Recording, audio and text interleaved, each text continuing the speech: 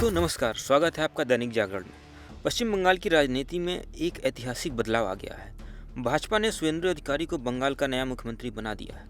केंद्रीय गृह मंत्री अमित शाह की मौजूदगी में हुई नवनिर्वाचित भाजपा विधायकों की बैठक में सुवेंदु अधिकारी को सर्वसम्मति से विधायक दल का नेता चुना गया। आपको बता दें, सुवेंदु ने 9 मई को कोलकाता के ऐतिहासिक ब्रिगेड परेड ग्राउंड में भव्य समारोह के साथ मुख्यमंत्री पद की शपथ ली। वह बंगाल के भाजपा के पहले मुख्यमंत्री बने हैं। आइए इस बारे में आपको विस्तार से बताते हैं। विरोध में नहीं आया कोई दूसरा नाम। आपको बता दें, न्यू टाउन स्थित विश्व बांग्ला कन्वेंशन सेंटर में हुई इस निर्णायक बैठक के लिए अमित शाह को मुख्य पर्यवेक्षक बनाया गया था, जबकि उनके साथ ओडिशा के मुख्यमंत्री मोहन चरण मांझी सह पर्यवेक्षक के रूप में उपस्थित थे। बैठक के बाद अमित शाह ने आधिकारिक घोषणा करते हुए कहा कि विधायक दल के नेता के चुनाव की प्रक्रिया पूरी लोकतांत्रिक तरीके से हुई और सभी में केवल सुवेंदु अधिकारी का ही नाम था। कोई अन्य दावेदार सामने नहीं आया। ममता को दी करारी शिकस्त, मिला इनाम। बता दें, सुवेंदु अधिकारी की इस ताजपोशी के पीछे सबसे बड़ा हाथ उनका ममता बनर्जी को उनके घर में ही मात देना है। 2021 में नंदीग्राम में ममता को हराने के बाद इस बार सुवेंदु ने भवानीपुर में उन्हें 15,000 से अधिक मतों के बड़े अंतर से पराजित किया। बंगाल के इतिहास में यह दुर्लभ उदाहरण है जब नेता प्रतिपक्ष ने सीधे मुख्यमंत्री को चुनाव में पटखनी दी हो। भाजपा नेतृत्व ने स्पष्ट संकेत दिया कि जो जमीन पर संघर्ष करेगा और दिग्गज प्रतिद्वंदी को चुनौती देगा, कमान उसी के हाथ में सौंपी जाएगी। सर्वसम्मति से स्वीकार किया गया अधिकारी को। आपको बता दें, नवनिर्वाचित 206 भाजपा विधायकों, जिनमें सुवेंदु की 2 सीटें हैं, की बैठक में सुवेंदु अधिकारी का नाम प्रस्तावित किया गया था, जिसे सर्वसम्मति से स्वीकार कर लिया गया। आपको बता दें, सुवेंदु के शपथ ग्रहण समारोह में प्रधानमंत्री नरेंद्र मोदी, भाजपा सहित राज्यों के मुख्यमंत्री और अन्य गणमान्य व्यक्ति मौजूद थे। यह समारोह ब्रिगेड मैदान में आयोजित हुआ। ममता बनर्जी जीत पर अड़ी।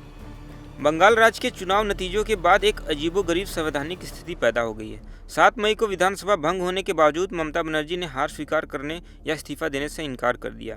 उन्होंने भाजपा पर जनादेश लूटने का आरोप लगाते हुए कानूनी लड़ाई की चेतावनी दी है। हालांकि बीजेपी की सरकार अब बंगाल में बन गई है और सुवेंदु अधिकारी बंगाल के नए सीएम बन गए हैं। राज्य की 294 सीटों में से भाजपा ने 260 सीट पर जीत दर्ज की और बहुमत हासिल किया, जबकि तृणमूल कांग्रेस महज 80 सीटों पर ही सिमट गई। कुशासन और नैरेटिव की हार। ममता बनर्जी ने चुनाव में भाजपा शासित राज्यों में बांग्ला भाषी मजदूरों के साथ होने वाले व्यवहार को मुद्दा बनाया।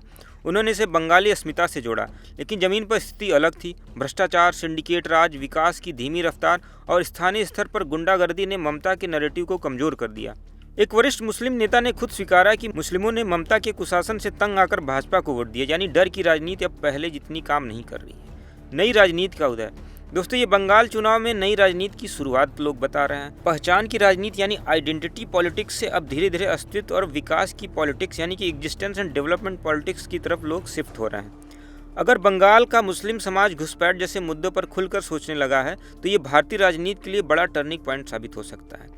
ये ममता बनर्जी के लिए एक बड़ी चेतावनी है और भाजपा के लिए नई जिम्मेदारी।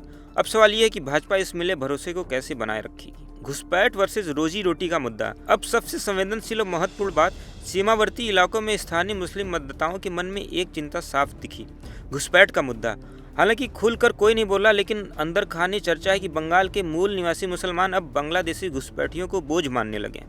रोजगार की कमी, संसाधनों पर बढ़ता दबाव, बढ़ता अपराध और सिंडिकेट राज, इन सब ने स्थानीय लोगों को परेशान किया। भाजपा ने घुसपैठ विरोधी अभियान लगातार चलाया, जिसका असर चुनाव में खास तौर पर दिखा। इसके अलावा मतदाता सूची में विशेष पुनरीक्षण यानी कि SIR और विकास के मुद्दे ने भी भूमिका निभाई।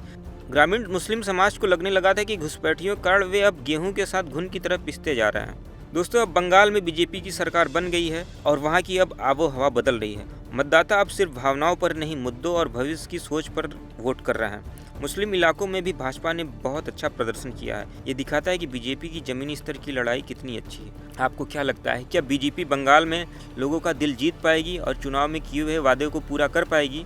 अपने विचार कमेंट में ज़रूर दें। वीडियो पसंद आया तो लाइक करें, शेयर करें और चैनल को सब्सक्राइब करना न भूलें। ऐसी ही और जानकारी के लिए देखते रहें दैनिक जागरण।